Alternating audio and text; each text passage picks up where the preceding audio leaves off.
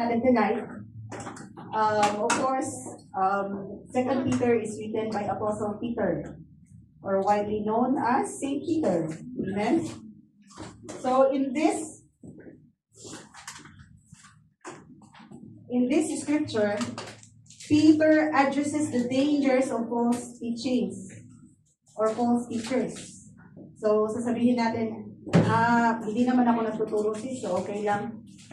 But it also talks about the consequences of turning back to sin. Kasi I believe we are all here. Nakilala na natin ang Panginoon. Amen? Na-receive na natin siya. So we are all believers. Nagsabi sa atin, if we receive the Lord Jesus Christ, we receive also His righteousness. Meaning to say, lahat ng kasalanan natin is bayad na. Amen? Sino po ang nakakaalam nito? Amen.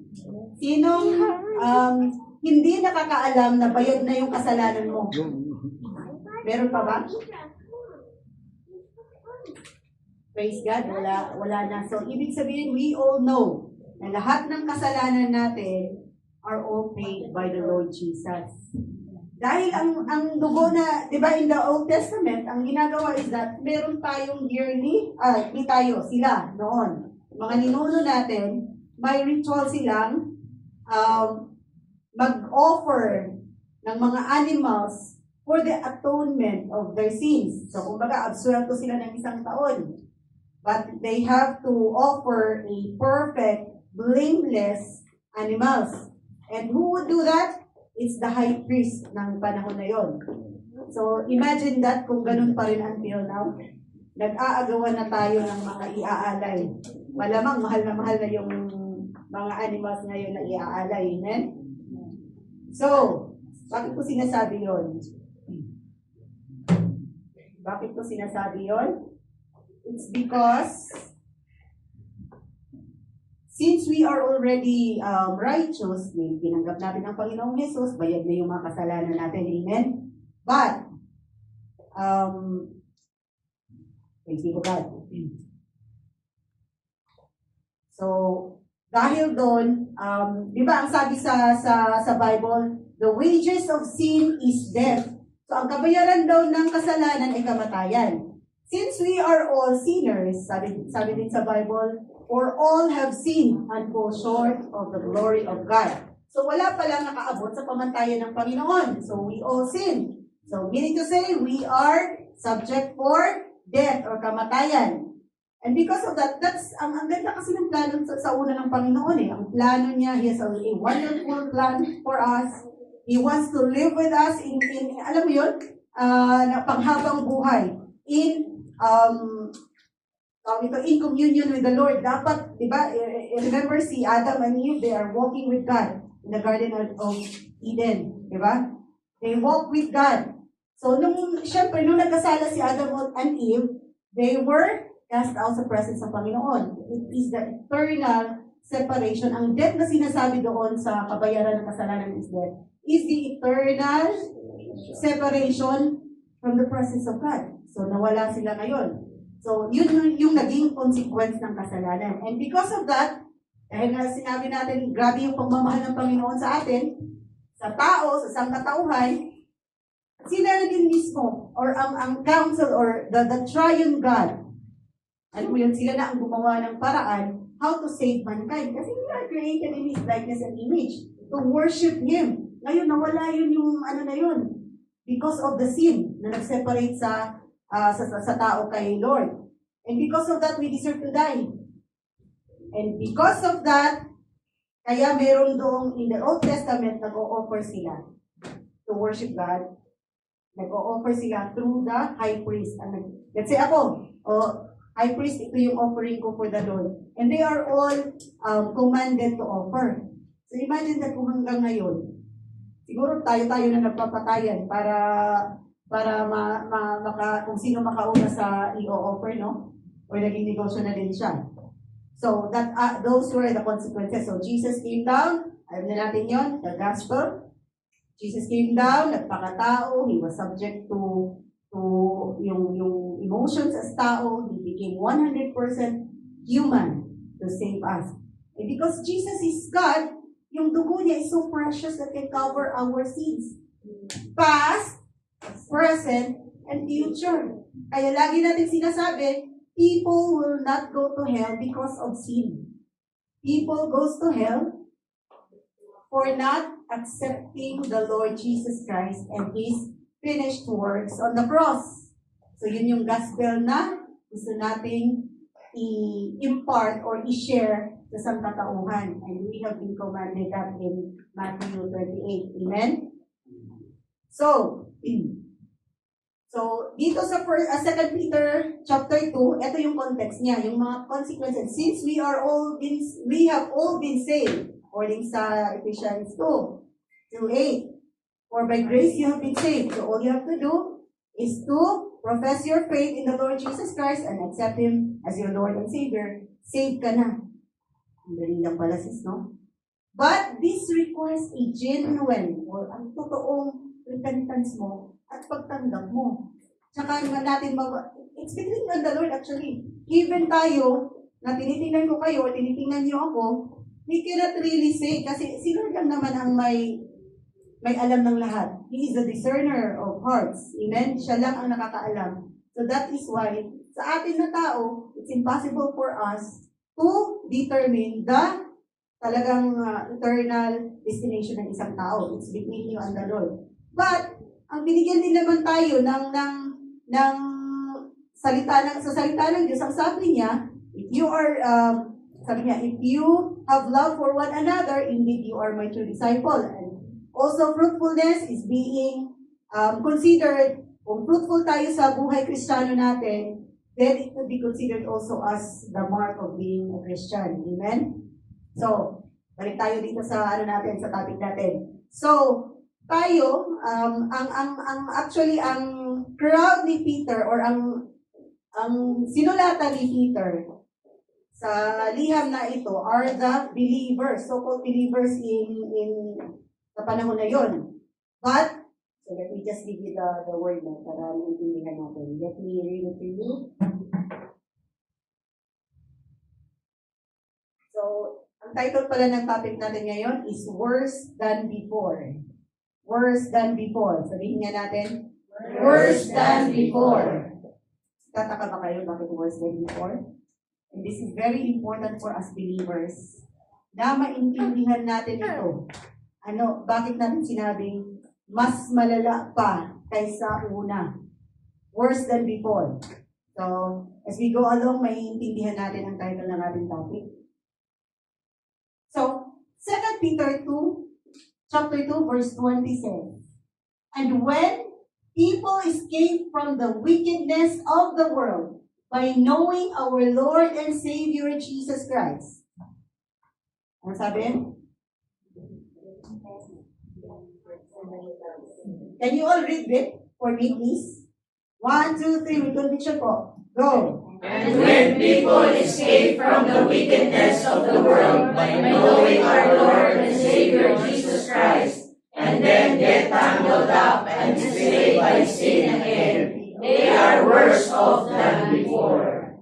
Kaya, ang title natin, Worse Than Before. Worse than before. Napansin niyo mga kapatid, di ba, naturo na din natin dito, and most of you heard about the spiritual battle or spiritual warfare that the believers is going through when they profess or when they alam mo yun, tinanggap nila ang Panginoong Jesus. Naintindihan natin that there is actually a spiritual warfare going on. Our world is not just like this. Itong nakikita natin na tangible, seen by our eyes, touched by our hands, or napipil natin. This is the tangible world. This is the tangible realm, tawag nila. And there is also an spiritual realm. Paano basahin yan, Pastor? Realm. Spiritual realm. Can you say it? Realm. Spiritual realm. Diba? Ibig sabihin, kung ano yung nakikita natin, according nga sa Ephesians, na for The battle, ano nga yun? For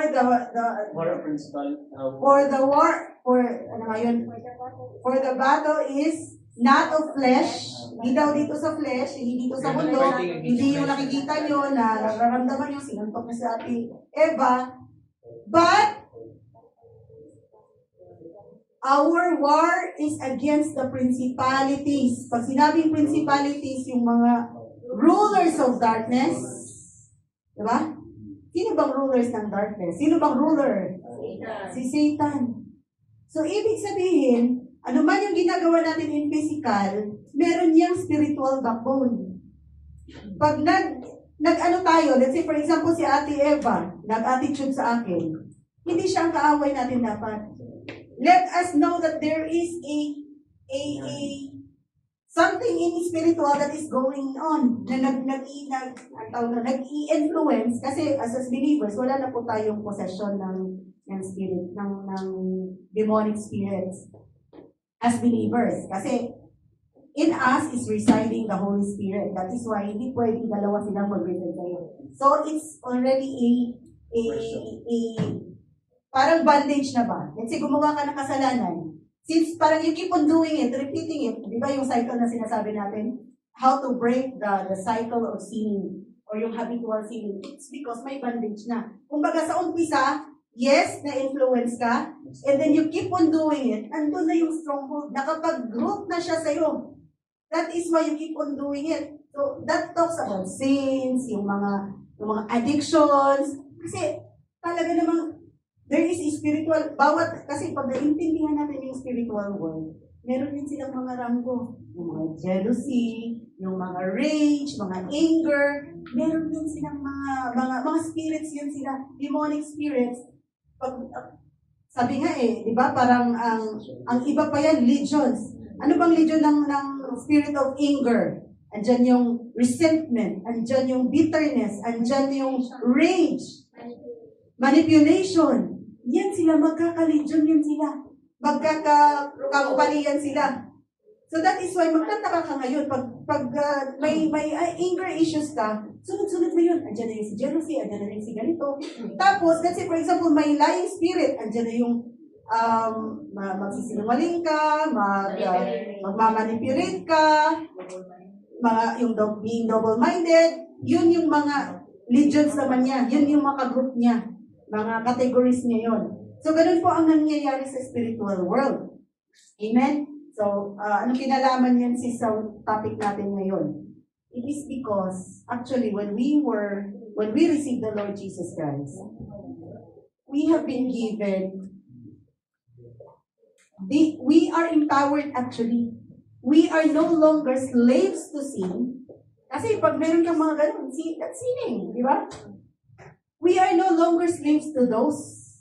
Kasi may enabling power na andyan ang Holy Spirit na binigay sa'yo. Lalo pa pag naintindihan natin na, ito palang war or battle na ito na pinagdadaanan ko ngayon. Hindi pala ito yung kalaban natin yung tayo sa isa't isa. There is something in the spiritual realm going on. Nag-uudyok ba? Sige, gawin mo yan. Sige, gawin mo yan. And you know what? Si Satan, ano na yun eh. At ang mga demonyo niya, aral na sila sa mga tao. Ano yung, sabi nila kung saan ka nadapa, saan tayo nadapa, doon tayo laging babanatan. Kasi ito, 99.9% na ito bibigay mo dito. Diba? So, ganun ang tactics ng enemy. And be mindful, always uulit-ulitin natin yan dito sa pulpit kung ano ang job description ni Taning ng kalaban. According to John 10:10, the enemy does not come but to steal, to kill, and to destroy. Yun at yun lang lagi ang gagawin niyan sa'yo. Wala nang iba pa. But the good thing is, sabi ni Jesus, but I have come that you may have life and that you will have it abundantly. So, saan mo gusto? Doon ka sa darkness or dito ka sa light, kingdom of light, na kung saan life lang ang meron tayo and abundant life ang sinasabi. Amen? Napansin nyo, when we are sharing gospel or when we are sharing Jesus to our friends and family, Napansin nyo na parang ang hirap. That is why we must always remember before sharing it to fast and pray. Actually, pray, yes, pray. Pero kung gusto mo talaga at naiintindihan mo na may gusto kang i-reach out, may gusto kang share ng gospel, we are encouraged as a congregation, we are encouraged to pray and fast. May gusto kang dalhin sa Panginoon, fast and pray for that person. Fast and pray. Pray and fast. Because there is a battle, spiritual battle, is being waged. We are waging wars eh. Tayo as believers of the Lord Jesus Christ, as mananampalataya ng Panginoon, we are always in the battle. Kaya, we are asked to always be on guard. Kaya nga tayo binigyan ng armor of God eh. Di ba? Nasa Ephesians pa rin. The armor of God. And the only offensive weapon that we receive from the Lord is the sword or the word, which is a double-edged sword, ang ng Panginoon. Sabi dito, once Satan has taken hold of a life, he does not want to let go. No? Once Satan has taken hold of a life, at kanino man yan, we were once before hostage tayo ni Satan eh, hostage tayo in the real sense, pero ang labas niyan kay Satan, body-body kayo, friends kayo. That is why, kung mapapansin nyo, nung nasa mundo pa tayo, parang hindi naman ganun kadami ang problema ko ah. Di ba? Hindi naman ganun kadami ang temptations ko ah. Kasi ayaw kang pakialaman ni Satan, okay naman yan sa akin. Pasok yan sa akin, hindi ko yan yung pakikialaman. But once na lumalapit tayo sa Panginoon, ayaw kasi ni Satan. Tayo ang magkasama. Sama tayo sa impyerno, bakit ka dyan? Samahan mo ako, ganun ang gusto ni Satan. He does not want to let go.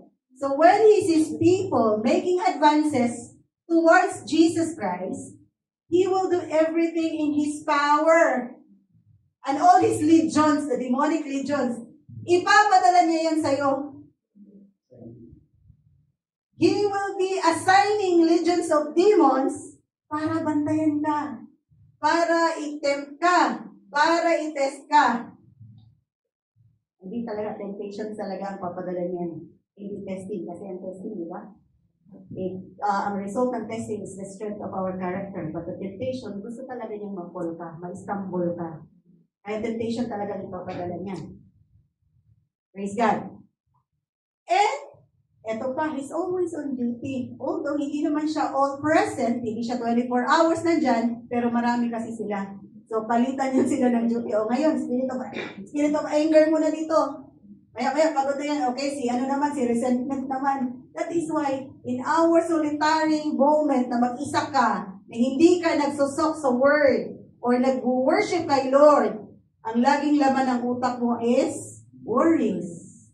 Iisipin mo yung mga downest moments mo, iiyak ka, or magagalit ka sa ginawa sa iyo at iisipin mo yan hanggang ma-provoke ka to do things or to sin.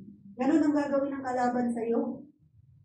And mind you, and let me remind you once again, that our empty minds are the playground or the battlefield. Playground talagang pinaglalaruan ka lang ng kalaban, kapatid. Amen? Amen. That is why the Bible warns us to stay alert. Watch out for your great enemy. And who is our great enemy?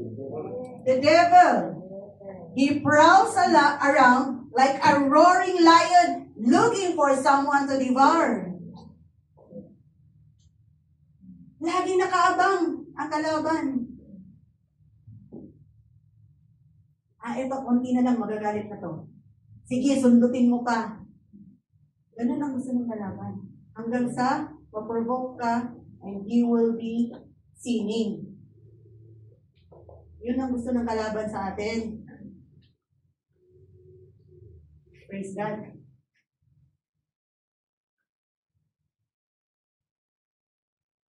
So in the parable of the sower, ito kasi yun yung natin. In the parable of the sower, Jesus described the seed of God's word being scattered on the ground, which represented human hearts. So, sino nakakaalam ng parable of the sower? So, there were different kinds of soil, di ba? Rocky, thorny, pebbles, and the good soil. Amen? So, ngayon, pag-uusapan natin, dalawa lang. Let me see if I have it. In Mark 4, verse 15 to 17, actually, ito na yung diretso na tayo sa explanation ng parable na ito para maintindihan natin. Dadaanan lang natin to. Sabi ng Mark chapter 4, verse 15 to 17, the seed that fell on the footpath, or ito yung pathway, di ba, simentado, maano na yan, matigas na yan. So, whatever na mahulog dyan, hindi na yan magpe-penetrate. Nandyan lang yan siya sa surface. Imagine niyo yung daanan. Whether asfalto, sementado, or pag dinadaanan niyo, talaga kahit lupa lang yan, matigas na yan. Amen? So, at pag nahulog ang seed doon, ang sabi ng it represents those who hear the message only to have Satan come at once and take it away. So, nahulog ang seed. So, it represents daw the heart, the human hearts. Okay? The seed that fell on the footpath represents those who hear the message only to have Satan come at once and take it away. So, para ka lang naimbitahan ba? Sige, punta tayo dun sis. Punta tayo dun sa OBG kasi ang saya-saya dun. Marami kang makikilala dun. Sige, sama tayo sa sumama. Pagdating dito, uy, ang ganda nga. Na-touch talaga ako sa message doon. Nakakaano talaga. Alam mo yun? Parang na-steer talaga yung heart ko. So, he hears, but then, hindi talaga ba nag-penetrate sa heart ng tao. Basta masaya lang, nagkakantahan doon. Masaya yung puso ko. Maganda yung pagtugtog. Magaling yung kumanta. Only to have Satan come and at once, only to have Satan comes at once and take it away. So, na-steal yung na-receive niya dito. Ang pangalawa naman, the seed on the rocky soil represents those who hear the message and immediately receive it with joy. Excited. Oo sis, babalik ako niyan kasi maganda yung turo nila doon. Nasa Bible. Diba? Pag tinanong doon sa mga kaibigan niya, pumunta ako ng OBG, ganda ang turo doon. Ano yung tinuro? Ano yung natutunan mo? Basta maganda, nasa Bible. Ibig sabihin, hindi rin nag-penetrate. So it is like a seed that fell down on the rocky soil. So pwede makapag-penetrate ng konti, pero hindi talaga deep-rooted kasi madali siyang ma-uproot yung seed na yon. And the seed here that we are talking about is the Word of God. Amen? So, masaya siya, tinanggap niya, and immediately received it with joy. But since they don't have deep root, they don't last long. Madali na kalimutan kasi hindi naman talaga nag-remo, hindi talaga tumimo sa puso. Kasi hindi pa ready ang heart. Marami pa siyang worries, marami pa siyang concerns. Habang nakikinig siya, ay, sabi doon, God loves you. Pero nasa isip pala niya, okay, nilutulong ko mamaya. Paano ko kaya, nag-aano na pala yung kaibigan ko, sasamahan ko pala yun. Ang daming worries, concerns sa buhay. So, hindi nag-penetrate and it did not last long. They fall away as soon as they have problems or are persecuted for believing God's word. So, hindi rin. Kasi pag ay, wag ka doon. Alive yun. Kulto yun sila. Ay, ganun ba? Since you don't know the truth, ayaw mo na. Hindi ka na bumalik. Problema. Konting problema. Ayaw ko na sis. Tsaka na ako pupunta dyan kung okay na ako. Ang tanong, kailan ka magiging okay, kapatid? Amen? Kailan ka magiging okay? So this is the state of our hearts. And I declare and I decree na wala na sa atin yan ngayon. Tayong lahat dito. I pray talaga fervently na wala na sa atin yan. Na ang sabi, they have problems or are persecuted for believing God's word, na wala na agad. Hindi na tayo ganun. Amen? Amen. Mas deeply rooted na tayo. Ang hearts natin is already the good soil. Wala na tayo sa dalawang ito. But because for the sake of our topic tonight, dito lang tayo sa dalawa ng focus. Sometimes, people say they become Christians. Na-invite isang beses, pumunta dito, feeling niya, parang na-touch siya, then they could profess or they could claim, I am a Christian. But after a month, maybe dalawang beses, tatlong beses pumunta, and after a month or two, they return to their old ways. They claim they tried Christianity, but it doesn't work for me. Diba? Yung mga kilala tayo ganyan. Especially yung mga, kaya very important po, pag may mga kakilala tayong nagsisik. Alam mo yun, yung seeking spiritually na talagang naghahanap pasan kaya sila. They will try all sorts of religions. They will go through all sorts of religions kung saan sila feeling nila mag-fit in. Kaya very important for us mga kapatid, na pag may kakilala tayong ganyan, i-seal na agad natin ng prayers.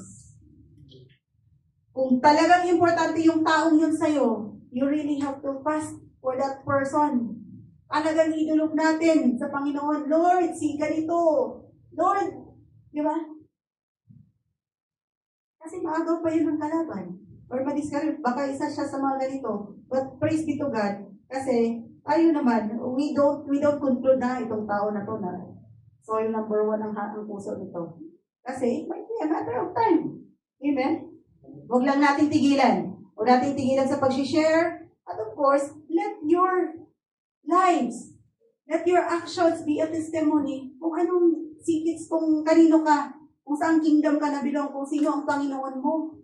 Kasi nga, we always say that other people are not reading the Bible. You might be the only Bible that he could encounter or he could hear. Diba? Because through your life, that person will be ma-renew yung mind niya at mag-glorify si Lord sa buhay mo. Through your life, gagamitin ng Panginoon ang buhay mo. Amen? Praise God. So Luke 11 verse 21 to 22, sabi dito, for when a strong man is fully armed and guards his palace, his possessions are safe, until someone even stronger attacks and overpowers him, strips him of his weapons, and carries off his belongings. So, Jesus said, when a strong man is fully armed now, Jesus speaking, when a strong man is in Luke 11, kung ang tao daw is fully armed and guard his palace, his possessions are safe until another stronger than him comes along, di ba? And attacks him. Siyempre, kung stronger yung taong dumating or yung someone that comes overpowers him, pwede niyang agawin lahat ng kung anong meron yan. So the strong man that Jesus is referring here is Satan. In this world, nung panahon na nasa mundo pa tayo, we are under Satan, di ba? And of course, ayaw ni Satan na ibigay tayo sa kingdom of light. Ayaw niyang mapunta tayo sa Panginoon. So, he gets a foothold in a person's life and he wants to guard his investment niya eh. Nag-deploy siya ng mga kawal niyang demonyo just to guard you. So, that is why, when we were in the alam mo yun, nasa mundo pa tayo, hindi natin kilala si Jesus, wala tayong Panginoon, wala tayong relasyon sa Panginoon, we are always overcome or overpowered by Satan. That is why kahit anong gawin natin na kumuwala sa kasalanan, hindi natin kaya. Because at that moment, Satan is stronger than us. Diba? Kawawang-kawawa tayo. Kahit anong gawin natin, addiction, you cannot overcome addiction. Amen? Pornography, you cannot overcome it. Kung ano pa man yung mga kasalanan na sinabi ng Bible, you can never overcome it. Kasi well-guarded yan ni Satan. Laging merong, sige, dyan kayo. Palitan yan sila ng duty nila. And all the religions, or even the rituals, cannot drive out the power of demon in our lives. Anong beses na natin Alam mo yun? We strive so hard. We struggle to overcome kung ano man yung mga pagkakasala or yung mga strongholds or mga, ano bang other term ng stronghold? Hindi challenges, yung stronghold or bandage. Di ba? Yung bandages, hindi natin kaya kumawala. Talagang slave to sin tayo. Kahit anong gawin natin, hindi tayo makawala. Have you experienced that? You are into a sin. Klaro, sabi ng Bible, sin. Secret sin. Amen.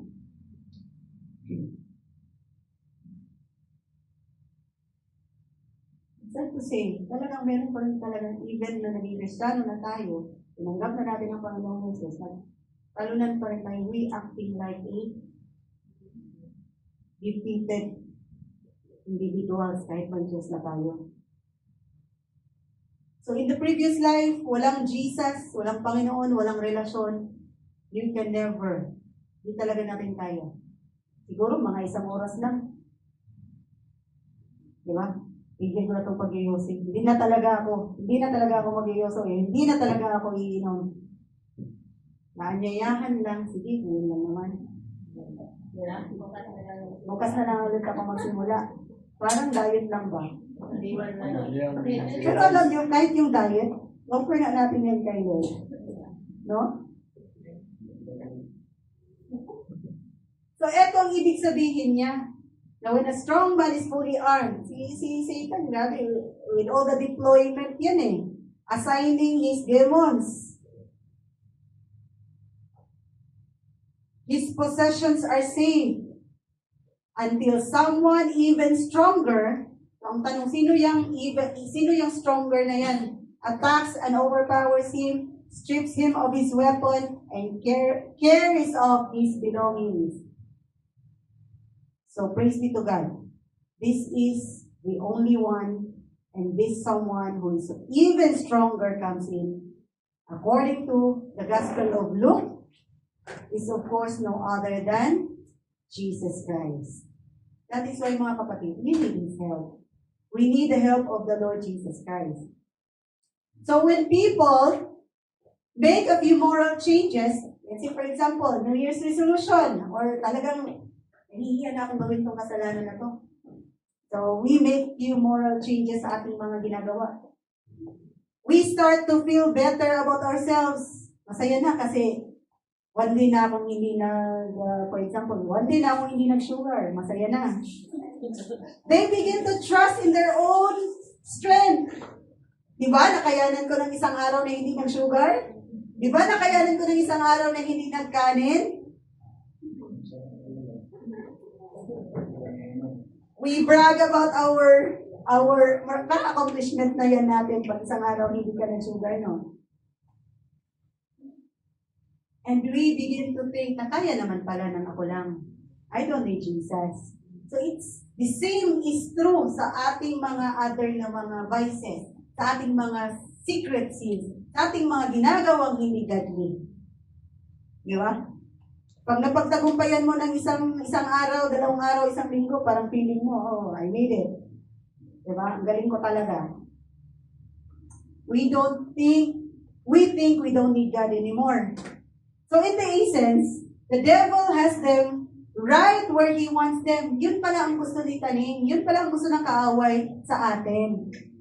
To make you think na kaya mong mag-isa. To make you think that you don't need God. You don't need Jesus in your life. Diba? And in the end, he has a firmer, mas malalim pa yung foothold niya sa buhay mo. Sa buhay mo, which is, yan yung gusto talaga ni Taning. Again, let us be reminded, ano ang job description niya? Ni Satan? To steal, to kill, and to destroy.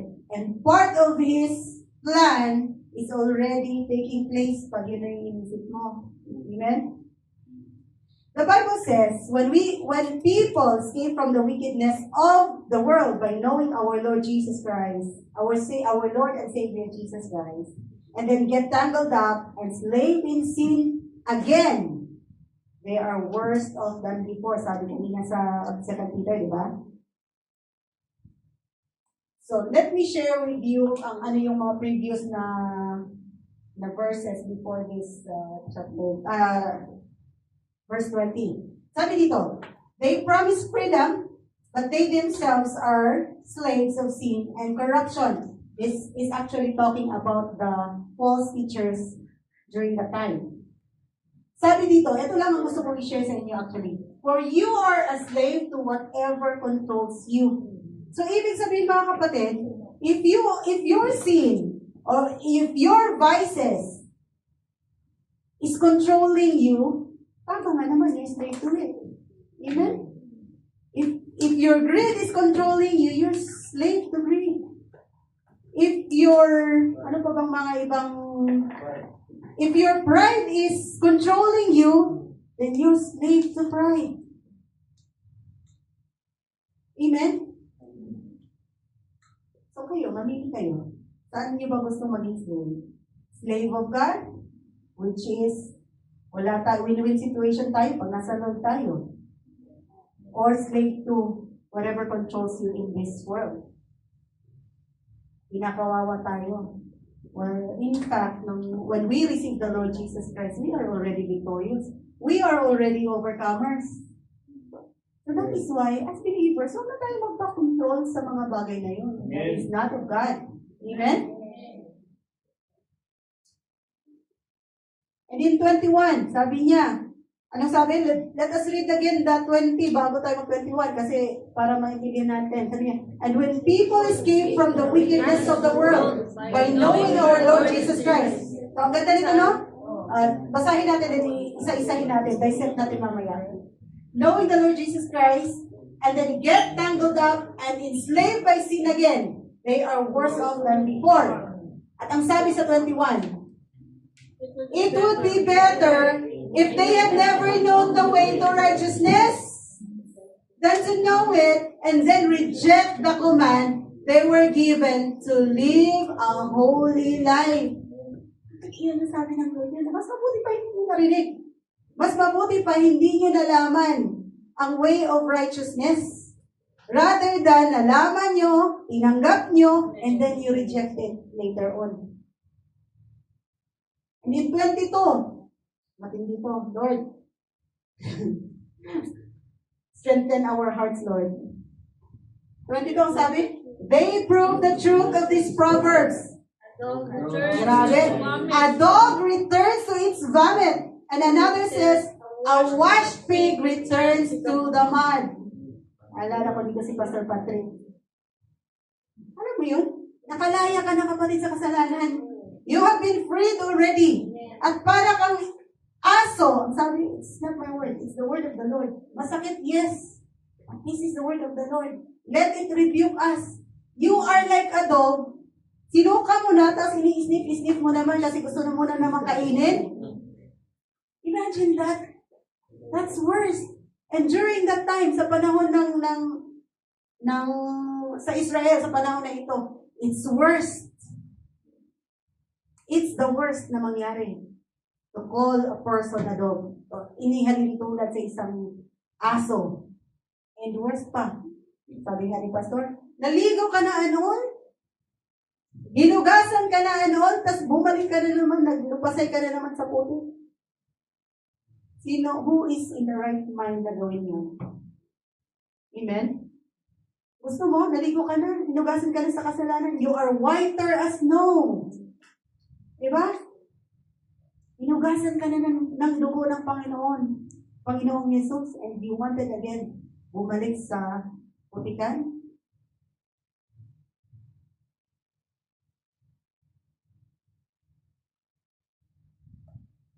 So ngayon, anong sabi ng natin? The power of Christ to set us free. So nauna na ako, no? Sabi ko na kanina, we have been free. Na hugasan na tayo. Yung kasalanan natin, kinuha ni Jesus sa'yo, it was crucified with him on the cross. That is why hindi siya matingnan ng Ama. Dahil he literally became sin, though he never sinned. Amen? So ganun ang ginawa ni Jesus. He set us free. That is why, mga kapatid, sabi dito, Ulitin natin itong 20 kasi ito talaga yung nangungusap din sa akin.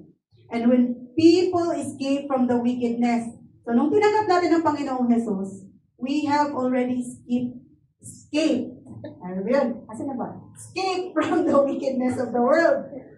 Dahil nakilala at tinanggap natin ng Panginoong Jesus, Savior mo na siya. So wala na, kinuha na yung kasalanan mo, na-escape na natin ang wickedness ng mundo or yung ang other term niyan is corruption ng mundo. So ano sabi ng corruption dito? Ay, meron yata akong ano dito eh.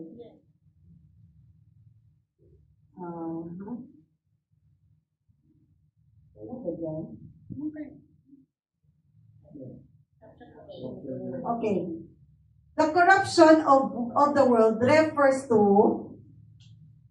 Peter actually is referring to the sinful nature of the world, di ba? Sinful nature na, fallen nature na tayo. Or the moral decay that rules the world without Christ. So, nung hindi pa natin tinanggap ang Panginoong Jesus, isa tayo dito. We are conformed to this world. Kasama tayo nito. Di ba? So, wala tayong Panginoon eh. The world offers temporary pleasures, but they lead to spiritual death. Sige, masaya tayo. Sabi nga, everything is permissible, but not everything is beneficial sa atin. So the world offers a temporary pleasure. Sige, magsaya ka. You only live once. So kailangan mong, ang sabi natin, you only live once. Kaya gawin mo na lahat ng gusto mong gawin. Magpakasaya ka, magpakasasa ka.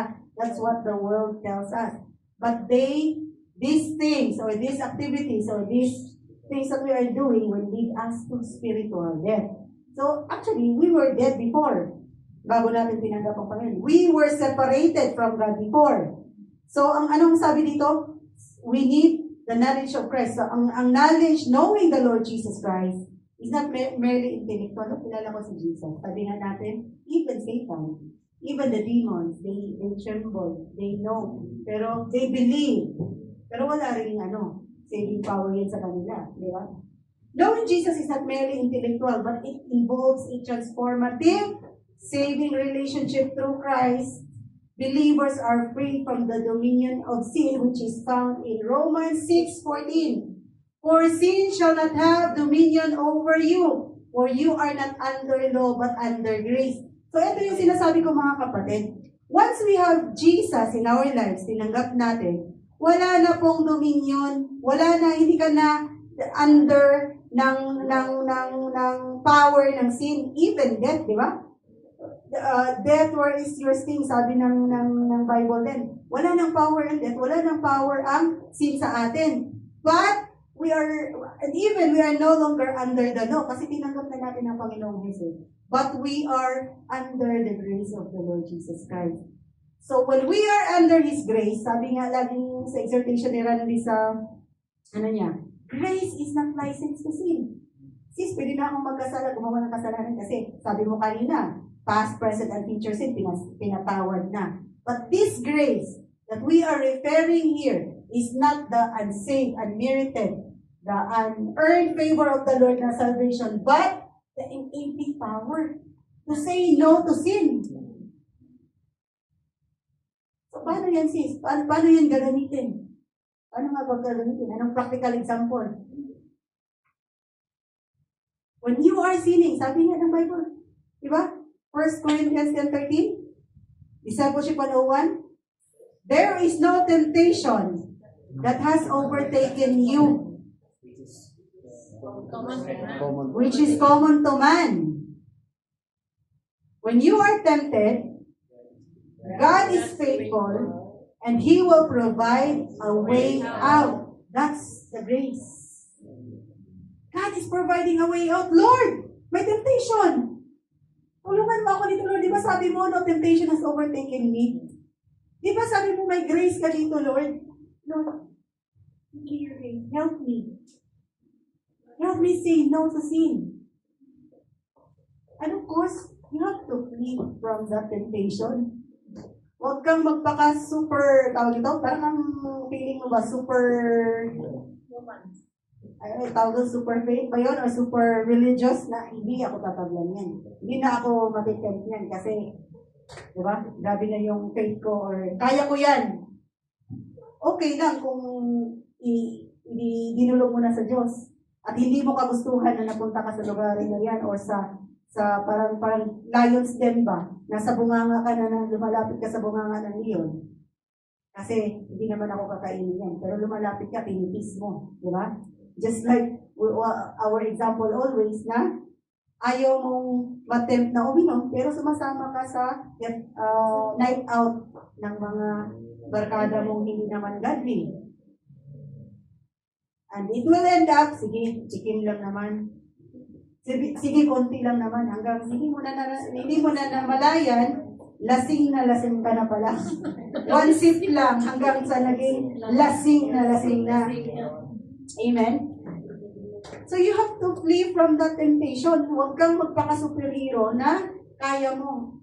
Avoid or run away or flee from temptation. But kung hindi mo naman kagustuhan at you are being hinainan ka ng temptation, then doon mo ipag-pray na, Lord, there is no temptation that has overtaken me. Lord, do not let me be tempted. But when I am tempted, Lord, you will provide a way out. So isipin mo na agad, renew your mind. So there is a way out.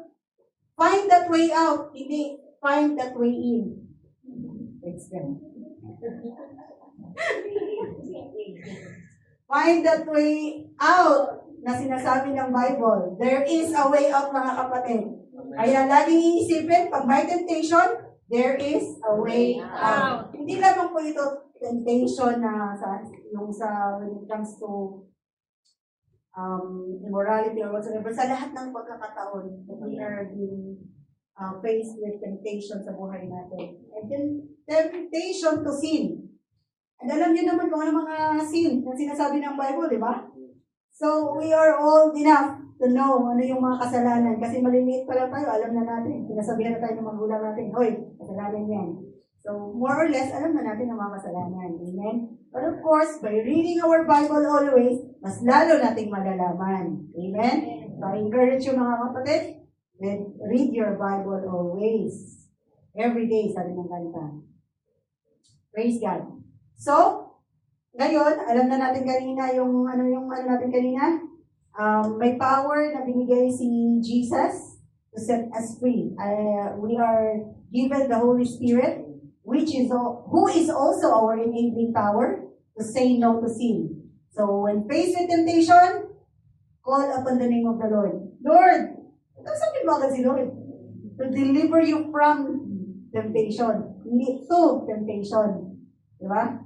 And deliver us from evil. Yun ang laging prayer natin na huwag tayong do not let us be tempted. So, pray lang na pray and always, actually, if we have yung ano na tayo, malalim na tayo sa word ng Lord, there is always the Holy Spirit talaga who will guide us to say no to sin. At yun yung empowerment na receive natin from the Lord. Praise God. So, the danger, so ngayon, may temptation, hindi mapagtagumpayan.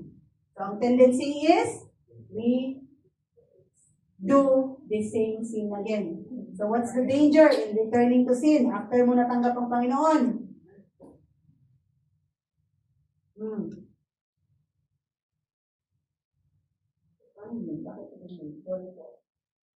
Sabi sa verse pa rin natin, and then, so after daw na-receive si Lord Jesus Christ, na-deliver tayo, or we were able to skip the wickedness of the Lord. Siyempre, when we receive the Lord Jesus Christ, at may congregation tayong ganito, may church tayong ganito, nararanasan natin ang mga kabutihan ng Panginoon. Nalalaman natin, amen? And we are being, delivered, or nawala na tayo sa mundo, kasi nakilala natin ang Panginoon, naririnig natin ang mga aral niya, tinanggap natin. So, we are able to escape momentarily. Kasi parang ito ang momentarily na nahaon tayo sa mundo. So, anong sumunod? And then, get tangled up and enslaved by sin again. So, anong mangyayari? Sabi niya, returning to former sins creates spiritual bondage. Ito na yung laging sinasabi ng pastor. Hindi na, umalis na si Tanim.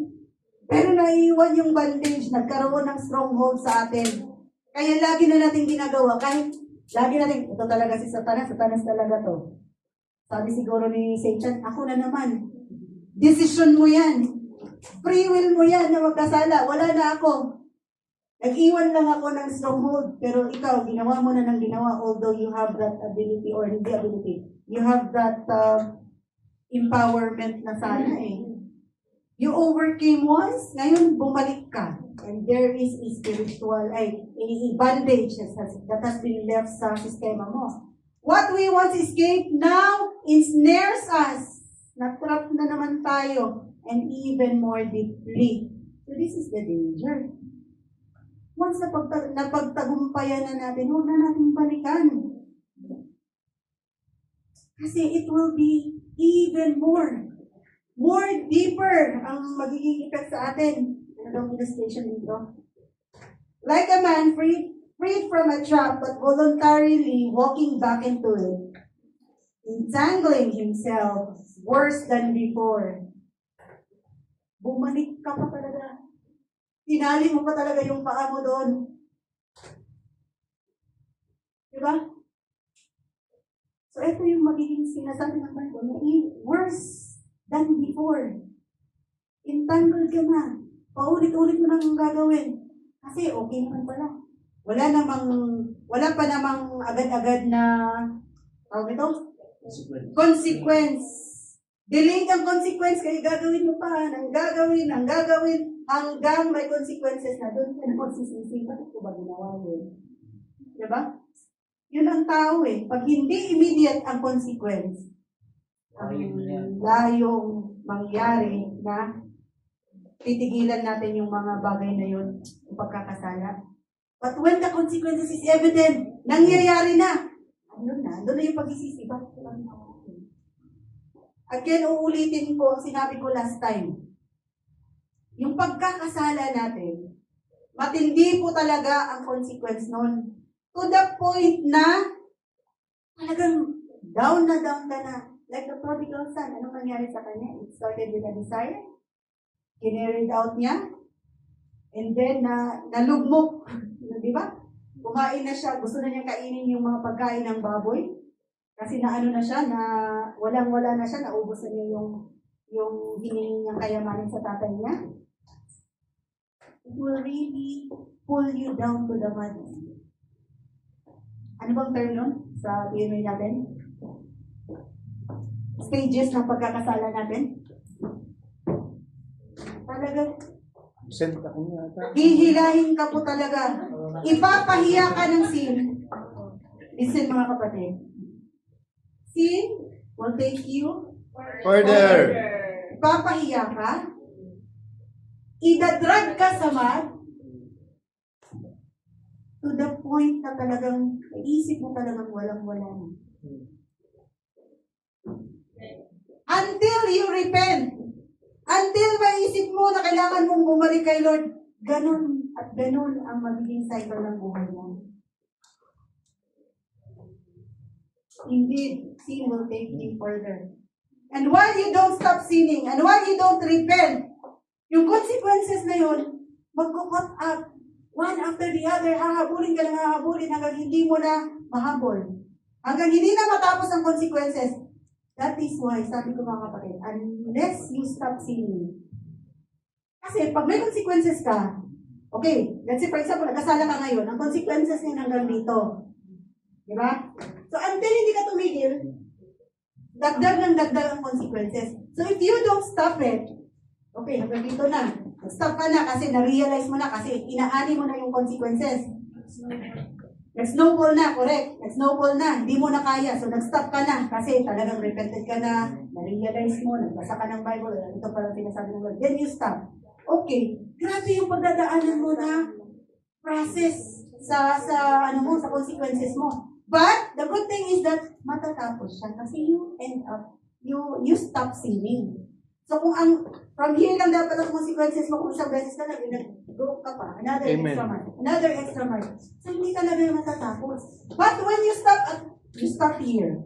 Sige, mahaba pa, nandito ka pa lang aanihin mo. Let's say for example, credit card. Diba? That's a great example.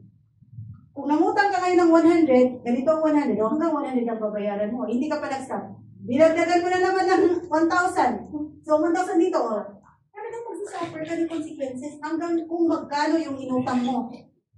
Di ba? Ganon ang kasalanan mga kapatid. Ano yung sabi mo, Randy, na sabi niya, para lang yung utang, bayad, utang. So, unless you stop sa pangungutang, hindi mo talaga matatapos ang bayarin mo. Unless you stop sinning, you will never stop or experiencing the consequences ng pagkakasala mo. Ganun po, hanggang mamatay ka na lang, hindi mo pa natapos ang consequences mo. Diba? So, ganun po ang ginagawa ng sin sa atin. That is why, it is very important po na maintindihan natin. Amen? So,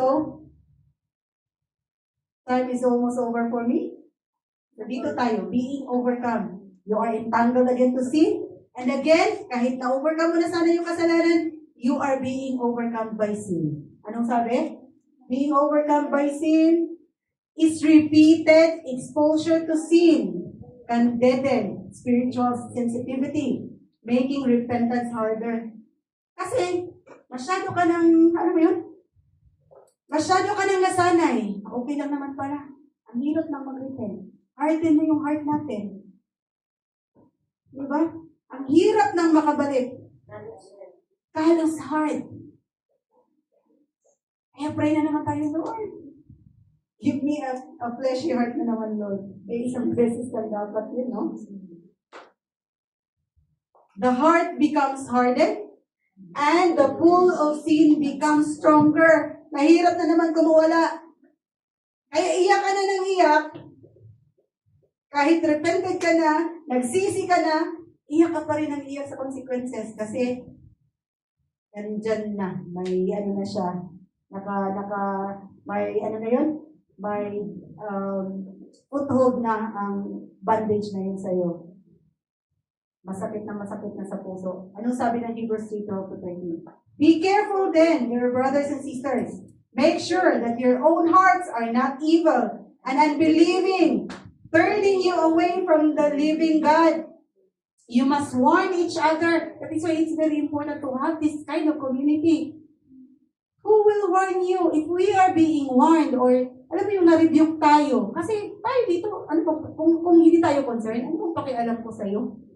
Yan ang gusto mo, bahala ka sa buhay mo. But since we are not, we are called to help each other. To encourage one another. To, ano sabi nito? Ano ba itong ano ko? Be careful, very away from them. You must warn each other. Very important po. When someone here in the congregation warn us, or talk to us, or approach us, or our mga, alam mo yun, mga, hindi tayo aware sa mga kilos natin. If one brethren take up his courage, muster up his courage or her courage to approach you, to correct you, to, di ba? Appreciate it.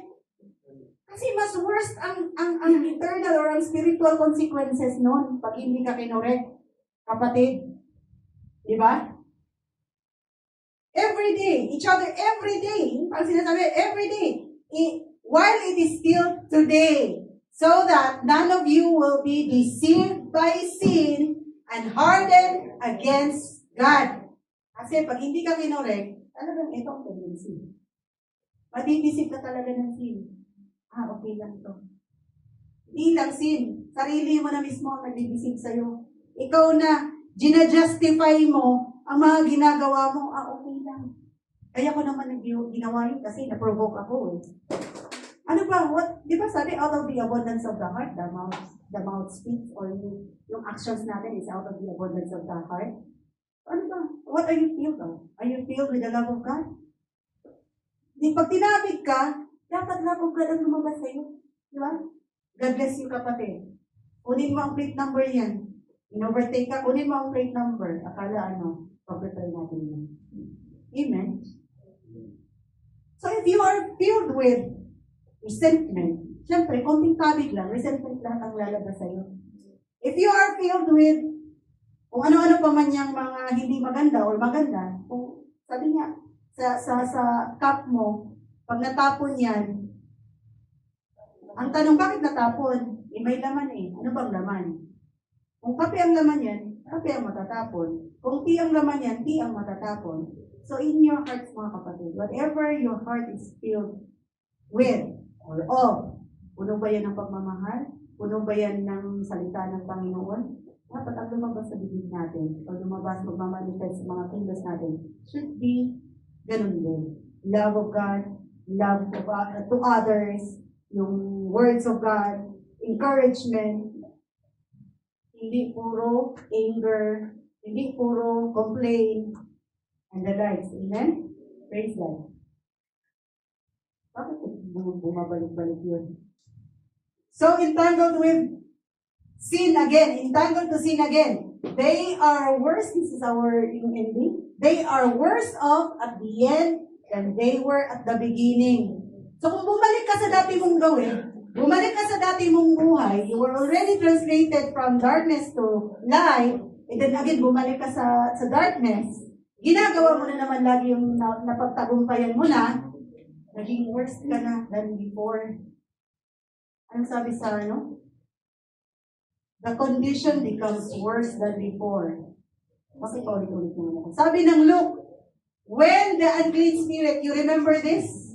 When the unclean spirit has gone out of a person, sabi, dito na tayo nakita niyo. When the unclean spirit has gone out of a person, it passes through waterless places or dry places, seeking rest, and finding none, it says. Kaya very important sa deliverance. Pag na-deliver ka sa mga ungodly spirits na yan, kasi hindi mo pinasukan ng, hindi mo pinilot ng words of the Lord or ng Holy Spirit, hindi ka nakikipag-commune sa Holy Spirit, ano sabi? Lalabas yun, yung diniliver sa'yo ng mga, ng mga ungodly spirit, lalabas yun, and they will find a place, a dry place. Doon sila naghahanap ng place, pero if they will find none, it says, I will return to my house. Babalik yan from which I came. Babalik sa iyo yan. Kung hindi mo ito, hindi mo pupunuin ang spirit mo or ang heart mo ng salita ng Panginoon, or if you don't continuously commune with the Holy Spirit. Sabi niya, and it return to my house from which I came. And when it comes, it finds the house swept or empty and in order. So, then it goes. Hindi yan agad-agad babalik sa iyo. Ito yung sinasabi ko kanina, magdadala yan ng mga tropa. Then it goes and brings 7 other spirits more evil than itself. And they enter and dwell there. That is why, hindi mo kapatid yung mga backsliders. Tendency they become worse than they are before knowing the Lord Jesus Christ. At ang sabi, and the last state of that person, very clear, the last state of that person is worse than the first state niya. Kung ano siya before, mas worse pa. Kasi legions na eh. 7 others. Spirit, demonic spirit. So kung matampuhin ka dati, magdadala pa yan ng, andyan si jealousy, andyan si envy, andyan si lying spirit, andyan si, apat pa, andyan si sulking, si pride, sino pa? Si gossip, si hanggang sa murder, spirit of murder. Kasi worse than. Tampo lang yun. Spirit of sulking lang yung pinag-usapan natin kanina. Ngayon, mayroon ng slander, mayroon ng gossip, mayroon ng murder kasi gusto nang pumatay kasi bakit ako ginanito, di ba? Ganun kating dito. Kaya, let's be warned by this.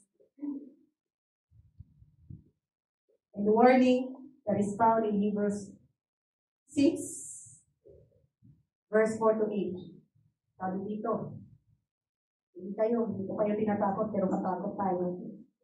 For it is impossible in the case of those who have once been enlightened, who have tasted heavenly gifts, and have shared in the Holy Spirit, and have tasted the goodness of the Word of God, and the powers of the age to come. Tanggap natin lahat to, di ba? Nangyari sa atin lahat to. Anong sabi? Can have fallen away. Pag na-fall away tayo, Pag nag-backslide tayo, in short, it is impossible to restore them again to repentance. Grabe nun, impossible daw. Gusto niyo pang bumalik sa dating buhay niyo? Gusto niyo pang bumalik sa dating buhay niyo?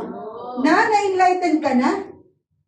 Natikman mo na ang heavenly gifts? You have shared with in the Holy Spirit. You have tasted the goodness of the Word of God and the powers of the age to come. Alam mo na kung ano yung eternal destination mo. And then, magbabackslide. Gusto natin yun? Ang sabi, it is impossible to restore you into repentance if you do that. You know why? Because they are crucifying once again the Son of God to their own harm and holding Him up to contempt. Minusipay mo na naman kapatid ang Panginoong Jesus. Diba? Minusipay mo na naman, although sabi niya isang beses lang siyang namatay para sa ating lahat. Isang beses lang. Wala nang atonement or wala nang ibang i-crucify for you and keep on doing the sin. Para mo naging i-crucify ang Panginoon sa mga ginagawa mo. Natin. Tapos, let me include myself. Yan po ha. Sorry but not sorry because this is the word of the Lord.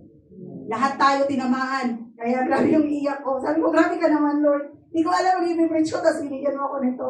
Hindi ka maiyak. Amen. Sa dami ng binigay sa atin ng Lord ngayon ay declare na i-pray. At talagang mangusap ko sa atin ngayon. Kasi even, nababasa ko man to dati, pero ngayon talaga iba yung dating niya sa atin. Sabi ko, ano paano? O, bibigyan ko Lord. Magagalit sila. Magagalit ang mga tao sa atin. Sabihan nila kung ano ka, perfect. Pero sa atin to eh. Sa atin lahat to eh. Diba? So, wala na akong oras. So, let's go to application. The gospel delivers us from spiritual darkness. Amen? Tama? We receive the gospel. Narinig natin. Pinanampalatayaan natin. Ni-receive natin ang Panginoong Jesus. And that gives us or delivers us from the spiritual darkness. Wala na tayo doon. It provides us freedom from the enslaving power of sin. Hindi ka na po kapatid under sa power ng sin. You have to renew your mind.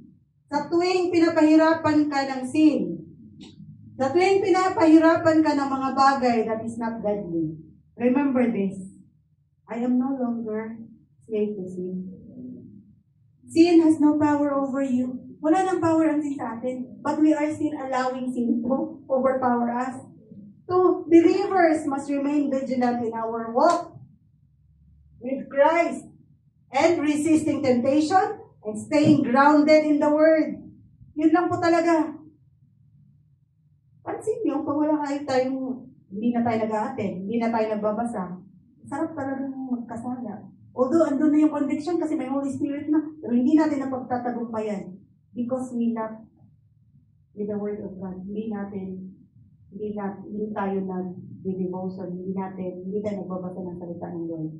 Ngayon lang naman pala ang key na mapagtagumpayan natin yun. And of course, we must have Jesus Christ take residence in our hearts and lives, changing us from inside out. Ganun po dapat. So of course, let me invite you to this action. Examine your spiritual walk. Let us all examine our spiritual walk, our walk with Christ. Are we drifting away or are we growing in Christ? Let us resist the temptation and return to the Lord's ways. Huwag na po nating hayaan. Huwag na nating hayaan na pagtawanan tayo ng demonyo. Na paulit-ulit tayong nadadapa na yung stumble sa the same sin. Alam na ng demonyo eh. Si Jana sa loto dito na dadapa, dito ko talaga siya titirahin lagi. Kasi 99.9% alam ko, matitisod to sa ano na to, sa bagay na to. Alam na alam niya kung saan tayo natitisod lagi kasi paulit-ulit man natin pinagbibigyan. We are giving the demons as a foothold sa mga buhay natin, sa mga puso natin. And let me leave you with this.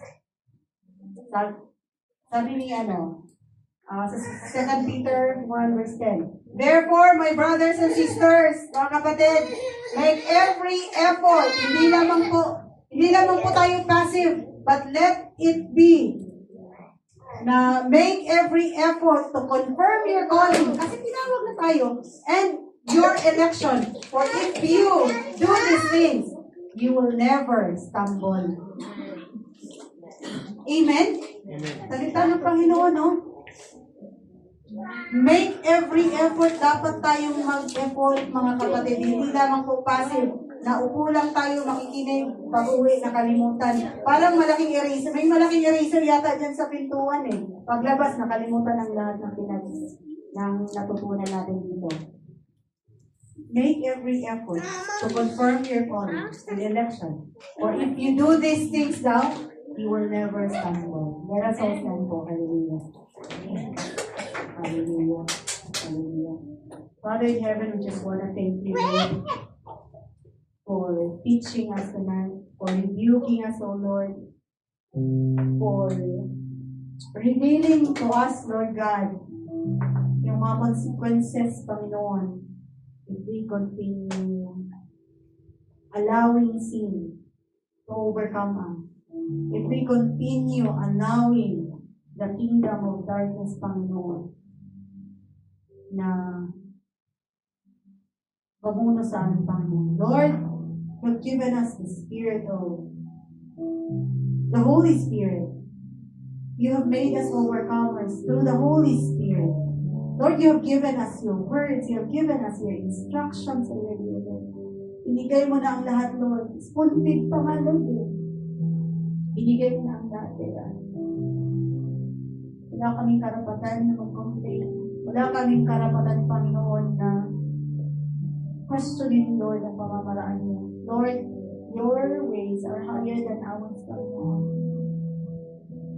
Your plans are better than ours, Lord. Lord, we ask the Holy Spirit, O God, to continuously help us, to continuously comfort us, to enable us to say no to sin, O Lord. Lord, ayaw namin kayo na mapalayo sa Panginoon. They don't want to crucify you again and again, Panginoon, dahil patuloy kayong nagkakasala. Lord, alam namin, Lord, yung pinatawad mo na lahat ng kasalanan namin, Panginoon. Lord, do not allow us to hurt you. Mag-i-enslave ng kasalanan. Lord, if there is anything, Panginoon, allow us, Panginoon, na itaas namin sa iyo, Lord. Tulungan mo pa rin, Panginoon, to overcome this. Pinapos mo na yun sa cross lahat, Panginoon.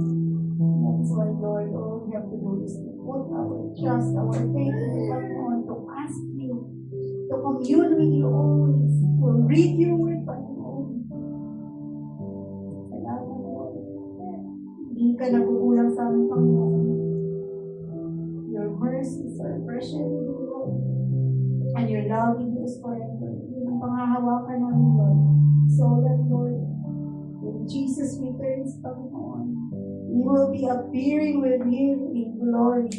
Lord, we look forward to that, Panginoon. Our hope is in you, Lord Jesus. You are our hope of glory. Lord, salamat.